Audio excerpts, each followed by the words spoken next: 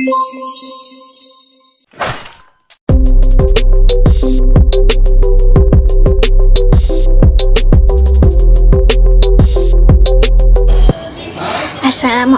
warahmatullahi wabarakatuh. Yang terhormat kepada Ibu Fajriani Aziz, SPD MSI, selaku dosen pengampuh mata kuliah perencanaan pengajaran bidang studi akuntansi. Perkenalkan, nama saya Yusriani dengan NIM 2109025010117 dari program studi pendidikan akuntansi kelas B Universitas Negeri Makassar angkatan 2021. Tujuan dibuatnya video ini untuk memenuhi ujian akhir semester dari mata kuliah perencanaan pengajaran bidang studi akuntansi, di mana ujian akhir semester kali ini kita disuruh membuat sebuah video pemaparan penjelasan mengenai materi dari perencanaan pengajaran, di mana ada 13 materi yang terdapat dalam book chapter yang telah dibuat sebelumnya. Maka salah satu dari materi tersebut bisa kami jelaskan. Di sini saya mengambil materi ke-13, yaitu perencanaan remedial dan pengayaan, di mana pada materi perencanaan remedial dan pengayaan ini terdapat dua submateri penting yang harus kita ketahui. Yang pertama itu mengenai perencanaan remedial dan perencanaan pengayaannya. Langsung saja kita ke sub materi pertama mengenai perencanaan remedial. Jadi, pada materi perencanaan remedial di sub pertama ini terdapat hakikat pembelajaran remedial. Jadi, pada hakikatnya kondisi pengetahuan peserta didik pada setiap kelas itu tidak sama. Ada yang cerdas, ada yang pandai, ada yang peserta didik sedang, ada peserta didik yang lemah. Dalam setiap pembelajaran, mungkin sering ditemukan peserta didik tidak mencapai ketuntasan, atau dalam istilah di kurikulum 2006 itu ada KKM atau kriteria ketentuan minimal.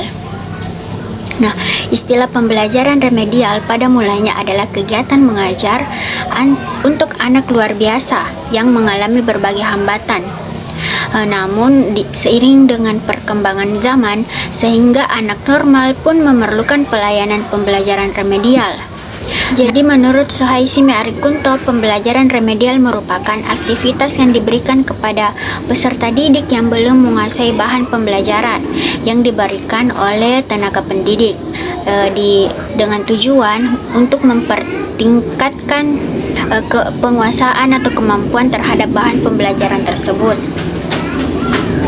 Jadi, pembelajaran remedial ini dapat diberikan kepada peserta didik setelah mempelajari materi pembelajaran. Selain itu, pembelajaran remedial dapat juga dilakukan setelah kompetensi inti tertentu terselesaikan. Hal ini berdasarkan pertimbangan bahwa SK adalah satu kebulatan kemampuan yang terdiri dari beberapa kompetensi dasar. Seperti yang telah saya jelaskan tadi, bahwa pembelajaran remedial itu upaya guru untuk menciptakan situasi yang memungkinkan individu atau kelompok siswa tertentu lebih mampu mengembangkan dirinya seoptimal mungkin sehingga dapat memenuhi kriteria keberhasilan minimal yang diharapkan. Nah, pembelajaran remedial pada dasarnya untuk meningkatkan kuantitas dan kualitas masing-masing peserta didik dalam menguasai materi pembelajaran. Ya, jika setelah dilakukan tes perbaikan siswa tersebut masih mengalami kegagalan, maka siswa yang bersangkutan diberikan kegiatan perbaikan berikutnya oleh guru, sedangkan siswa yang telah tuntas akan diberikan pengayaan untuk memperluas dan memperdalam konsep yang telah dipelajarinya. Jadi remedial dan pengayaan itu mempunyai dua konsep yang saling berhubungan. Nah, jadi dalam pembelajaran remedial ini terdapat juga prinsip-prinsip yang harus kita perhatikan. Yang pertama itu ada adiptif. Adiptif ini pembelajaran remedial hendaknya memungkinkan peserta didik untuk belajar sesuai dengan daya tangkapnya. Nah, pemahaman pendidik mengenai karakteristik peserta didik di sini aspek pentingnya itu tidak boleh diabaikan. Dengan memahami karakteristik peserta didik secara baik, pendidik dapat memilih model model pembelajarannya, strategi pembelajarannya, dan metode yang pembelajarannya yang bisa lebih tepat dalam memaparkan suatu materi pembelajaran. Prinsip yang kedua itu ada interaktif, di mana pembelajaran remedial hendaknya melibatkan keaktifan pendidik untuk secara intensif berinteraksi dengan peserta didik dan selalu memberikan pengawasan agar mengetahui kemajuan pembelajaran dari peserta didiknya. Prinsip yang ketiga itu ada fleksibilitas dalam metode pembelajaran dan penilaian, di mana pembelajaran remedial perlu menggunakan berbagai metode pembelajaran dan metode penilaian yang sesuai dengan karakteristik peserta didiknya. Prinsip yang keempat itu ada pemberian umpan balik sesegera mungkin. Harus ada feedback antara peserta didik dan guru, di mana umpan balik di sini berupa informasi yang diberikan kepada peserta didik mengenai kemajuan belajarnya perlu diberikan sesegera mungkin agar dapat menghindari kekeliruan belajar yang berlarut-larut. Kemudian prinsip yang terakhir itu mengenai pelayanan sepanjang waktu, di mana pembelajaran remedial dilakukan secara berkesinambungan dan harus selalu tersedia, di mana setiap peserta didik dapat mengaksesnya sesuai dengan keperluannya masing-masing. Itu adalah 5 prinsip yang harus diperhatikan dalam pembelajaran remedial. Kemudian di sini saya akan menjelaskan mengenai bentuk kegiatan remedial. Nah, bentuk pembelajaran remedial disesuaikan itu dari peserta didiknya yang belum mencapai ketuntasan belajar. Nah, jika ada 50% atau lebih peserta didik tidak mencapai ketuntasan belajar, maka pendidik perlu melakukan pembelajaran ulang. Namun, jika ketuntasan peserta didiknya lebih dari 20% atau kurang dari 50%, maka pendidik perlu memberikan pelayanan khusus kepada kelompok peserta didik yang belum bisa untuk mencapai ketuntasan dalam bentuk penugasan kelompok.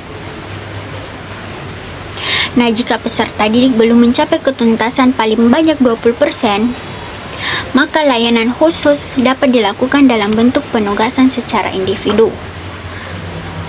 Jadi bisa dilakukan dengan penugasan kelompok atau penugasan individu. Nah, dari penjelasan saya di sini ada beberapa bentuk yang bisa kita gunakan, yang bisa kita lakukan dalam melakukan pembelajaran remedial. Bentuk yang pertama itu pembelajaran ulang dengan metode berbeda,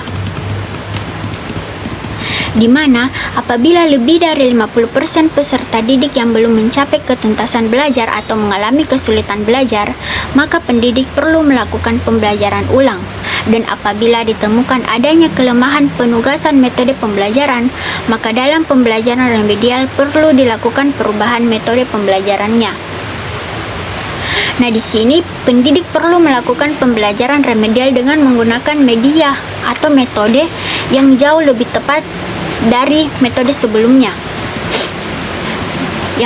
Bentuk yang kedua itu ada pemberian bimbingan secara khusus, di mana apabila terdapat beberapa peserta didik yang mengalami kesulitan dalam belajar, maka peserta didik tersebut dapat digabung atau dibimbing secara khusus dalam bentuk tutorial untuk mengatasi kesulitan peserta didik tersebut. Jadi pada bentuk ketiga ini pemberian tugas-tugas latihan secara khusus, di mana peserta didik yang belum mencapai tingkat ketuntasan dapat dirancang melalui tugas-tugas latihan secara khusus. Nah, tugas-tugas tersebut dapat dirancang mulai dari level yang mudah sampai dengan yang sulit dengan turut memperhatikan level kognitifnya.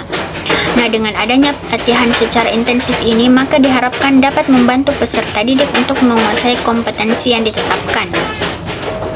Bentuk yang keempat itu ada pemanfaatan tutor sebaya, di mana tutor sebaya merupakan teman sekelas atau kakak kelas yang memiliki kemampuan relatif baik atau kecepatan belajar yang jauh lebih cepat, di mana keterlibatan peserta didik seperti ini membantu peserta didik lain yang belum tuntas akan memberi manfaat. Dengan adanya penggunaan tutor sebaya, maka peserta didik yang belum tuntas dapat lebih terbuka menyampaikan kesulitan dalam pembelajarannya. Nah, itu adalah 4 bentuk dari program pembelajaran remedial. Nah, yang jadi saya akan menjelaskan mengenai format perencanaan remedial, di mana pada pengajaran remedial harus dilakukan sesuai dengan rencana. Oleh karena itu, pelatih juga harus merencanakan, pendidik juga harus merencanakan tindakan korektif untuk pembelajarannya. Nah, garis besar yang direncanakan dapat menggunakan format berikut. Dapat dilihat format yang ada di samping saya. Nah, untuk format ini dirancang sebelum kegiatan pembelajaran dan penilaian dilakukan. Setelah dilakukan penilaian, seperti dengan ulangan akhir dan dilakukan analisis hasil penilaiannya, kita dapat mengidentifikasikan peserta didik yang belum mencapai ketuntasan. Nah, selanjutnya kita membuat perencanaan remedial yang lebih spesifiknya bagi peserta didik tersebut dengan menggunakan format berikut yang tampil di layar. Nah, itu adalah 4 bahan materi yang sudah saya jelaskan mengenai perencanaan remedial. Selanjutnya, sub kedua, saya akan menjelaskan mengenai perencanaan pengayaan. Jadi, hakikat pembelajaran pengayaan secara umum, pengayaan ini merupakan latihan pengalaman atau siswa yang melewati yang tidak sepenuhnya ditentukan oleh program pendidikan dan tidak semua siswa dapat mewujudkannya. Jadi, pada dasarnya, sistem pembelajaran berbasis kompetensi, sistem pembelajaran tuntas, dan sistem pembelajaran yang memperhatikan dan melayani perbedaan individu setiap siswa untuk memahami makna program pembelajaran pengayaan. Nah, dalam hal pembelajaran tuntas dan pembelajaran berbasis kompetensi, guru biasanya melakukan penilaian awal untuk memastikan kesiapan siswa terhadap konten atau kompetensi yang akan dicakupnya. Nah, setelah itu, siswa melakukan pembelajaran melalui berbagai metode, seperti ceramah, demonstrasi, kolaboratif, kooperatif, inquiry, penemuan, dan sebagainya. Dan strategi pembelajaran dilakukan dengan berbagai media, seperti audio, video, atau media audiovisual dalam berbagai format, seperti kaset, slide, video, multimedia, komputer, dan sebagainya. Jadi, dalam pelaksanaan pembelajaran atau selama kegiatan pembelajaran berlangsung, evaluasi siklus dilakukan dengan menggunakan strategi dan instrumen yang berbeda yang ditentukan untuk mengetahui kemajuan dan sejauh mana peserta didik itu mendominasi kemampuan yang telah direncanakan sebelumnya. Nah, evaluasi proses juga digunakan untuk mengembangkan lebih lanjut pengalaman yang berkembang ketika pencegah dialami. Nah, di sini dapat kita lihat bahwa di setiap kelas itu terdapat siswa dengan kemampuan yang berbeda-beda. Ada yang kuat, ada yang rata-rata, ada yang pintar. Nah, pada setiap evaluasi umumnya hanya satu dari setiap siswa yang mencapai otoritas belajar, di mana layanan khusus berupa instruksi remedial diperlukan bagi siswa yang belum mencapai ketuntasan belajar. Dengan demikian, siswa yang telah mencapai penguasaan belajar juga harus diberikan administrasi khusus, di mana pembelajaran pengayaan adalah nama layanan khusus ini untuk siswa yang telah menguasai pembelajarannya. Jadi, pembelajaran pengayaan merupakan pembelajaran tambahan bagi peserta didik yang telah mendominasi pembelajaran yang ditentukan dalam program pendidikan satuan pendidikan. Tujuan pembelajaran pengayaan sebenarnya adalah untuk memberikan kesempatan belajar baru kepada siswa yang memiliki kelebihan sehingga mereka dapat mengembangkan minat, kemampuan, bakat mereka secara maksimal.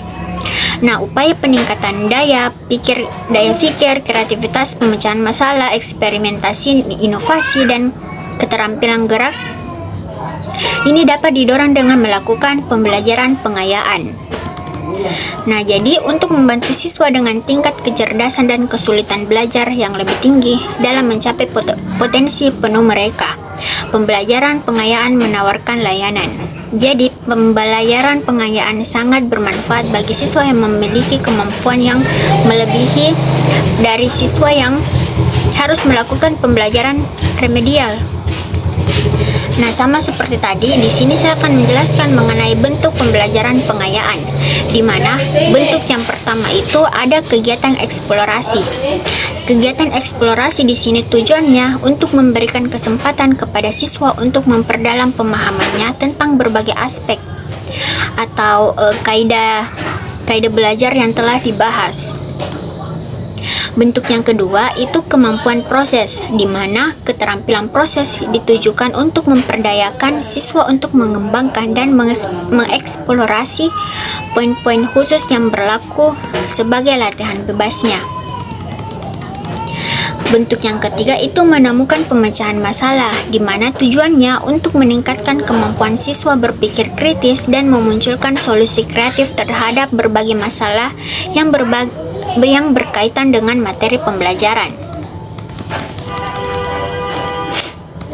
Jadi, peningkatan pembelajaran bagi siswa yang telah mencapai penguasaan belajar dapat dilakukan dalam berbagai struktur. Yang pertama itu belajar kelompok, di mana siswa yang telah mencapai otoritas belajar dapat dibagi menjadi fokus pada pertemuan, di mana tugas belajar bersifat pemecahan masalah atau eksplorasi ketika dibuat oleh pendidik. Nah, pendidik dapat memberikan masalah yang relevan, yang lebih sulit, dan menyerukan pemikiran yang lebih kritis dalam kegiatan eksplorasinya. Yang kedua, ada belajar mandiri, di mana di sini siswa ditunjuk secara mandiri mengembangkan wawasannya dengan berkonsentrasi pada materi yang dipelajarinya dan mengembangkan wawasannya. Di sini juga pendidik juga dapat memberikan masalah yang siswa bisa pecahkan sendiri. Yang ketiga, itu ada pembelajaran berbasis tema, di mana pada pembelajaran atau metode ini pendidik membuat tema utama yang menghubungkan kurikulum bersama, di mana peserta didik terlibat dalam kegiatan belajar untuk menjalin hubungan antar konsep atau materi dalam mata pembelajaran tertentu. Selanjutnya, mengenai materi pengayaan. Nah, di sini peserta didik memiliki kemampuan dan karakteristik yang berbeda-beda. Hal tersebut membuat permasalahan yang dihadapi peserta didik berbeda-beda pula. Dalam pelaksanaan belajar dan pembelajaran, seorang tenaga pendidik perlu aktif terhadap masalah yang dihadapi maupun kelebihan yang dimiliki peserta didik. Jadi, pada hakikatnya, semua peserta didik dapat mencapai standar kompetensi yang ditentukan. Hanya waktu pencapaiannya yang berbeda-beda. Ada peserta didik yang lambat dalam penugasan suatu materi, dan ada pula peserta didik yang tanggap dan ambisius dalam penguasaan materi. Nah, apabila kita dijumpai dengan adanya peserta didik yang tidak mencapai penugasan kompetensi yang telah ditentukan, maka pihak sekolah akan melakukan suatu tindakan, yaitu pemberian program pembelajaran remedial atau perbaikan. Nah, jika ada peserta didik yang lebih mudah atau mencapai penguasaan kompetensi minimal yang ditetapkan, maka sekolah akan memberikan perlakuan khusus dengan berupa program pembelajaran pengayaan.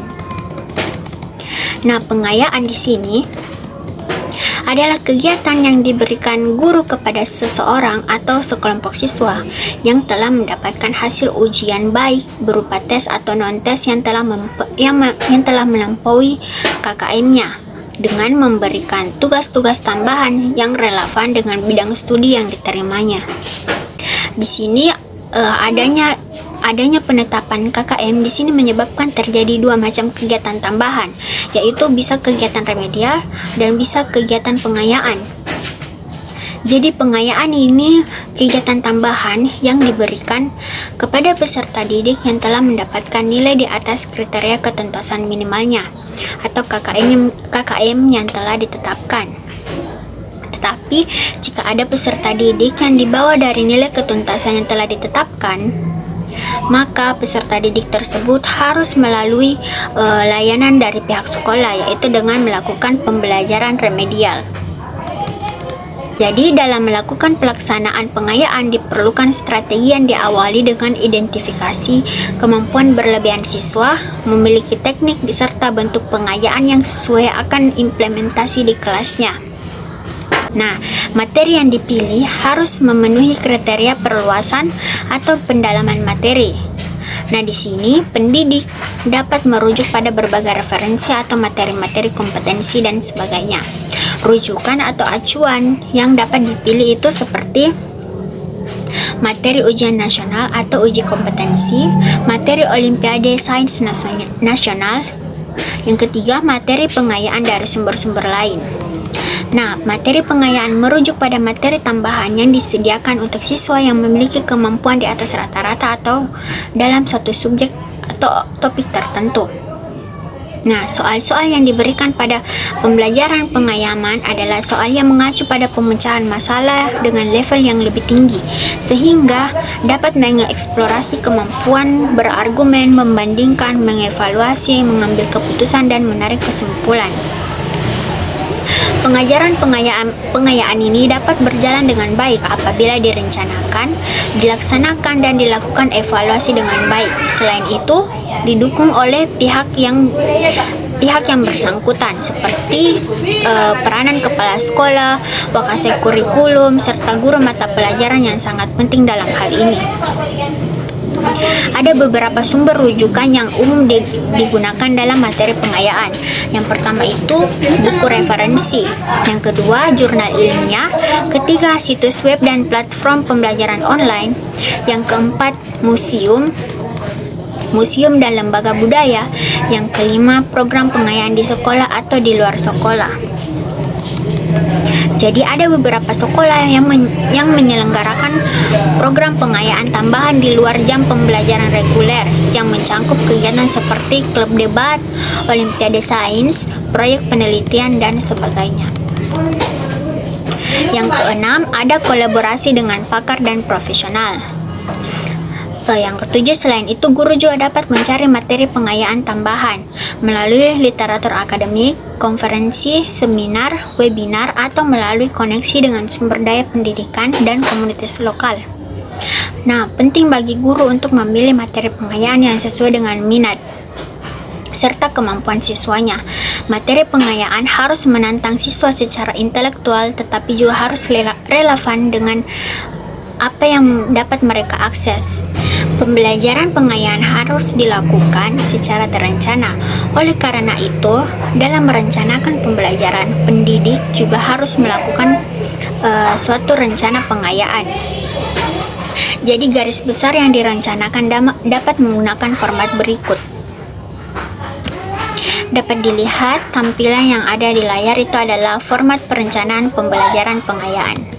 Jadi, di sini saya akan menyimpulkan dari penjelasan saya mengenai materi pembelajaran pengayaan dan pembelajaran remedial. Jadi, pembelajaran remedial merupakan aktivitas pembelajaran yang diberikan kepada peserta didik yang belum mencapai kompetensi tertentu. Kemudian, adapun prinsip-prinsip yang harus kita ketahui mengenai perencanaan remedial itu adalah adaptif, interaktif, fleksibel, dan metode pembelajaran dan penilaian, pemberian umpan balik atau feedback, dan pelayanan sepanjang waktu. Nah, dari prinsip tersebut dapat dibentuk menjadi beberapa kegiatan, yaitu pemberian bimbingan secara khusus, pemberian tugas-tugas, latihan secara khusus, dan pemanfaatan tutor sebaya. Kemudian, pembelajaran pengayaan sendiri merupakan pembelajaran tambahan bagi peserta didik yang telah mencapai ketuntasan yang mendominasi pembelajaran yang telah ditentukan dalam program pendidikan satuan pelatihan. Adapun bentuknya seperti eksplorasi, keterampilan proses, dan pemecahan masalah. Nah, jika peserta didik belum mencapai ketuntasan belajar, dapat dilakukan dalam beberapa bentuk, seperti belajar kelompok, belajar mandiri, dan pembelajaran berbasis tema.